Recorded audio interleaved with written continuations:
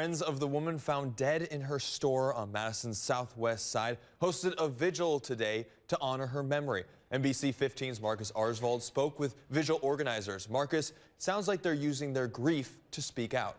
Micaela Juarez Ocolt was found dead inside her store, Spark Nutrition, last month. The Madison Police Department says her husband is a suspect.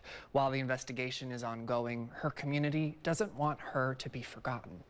We know Micaela was a mother, a daughter, it was a businesswoman, and someone who her family and friends love her so much. Virginia Gittens works for Unidos Wisconsin, an organization working to prevent domestic violence for Latinx and immigrant community members in Dane County. How do we have those conversations with our children so they don't, in the future perpetrate domestic violence, or they can speak up against domestic violence? Gittens says victims often feel too afraid to ask for help when dealing with an abusive partner. Sending a message that people who are victims of domestic violence should be ashamed, or this is an issue of alcohol, drug, or self-esteem.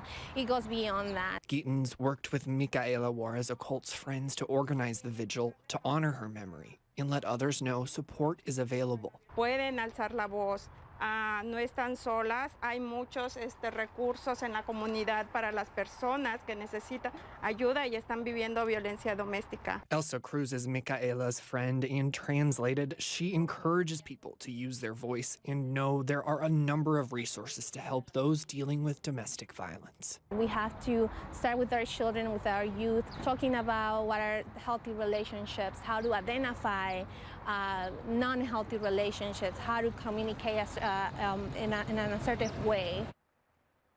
If you or someone you know needs help, you can call Unidos at the number on your screen, 1-800-510-9195. They speak Spanish or English. In the studio, Marcus Arsvold, NBC 15 News.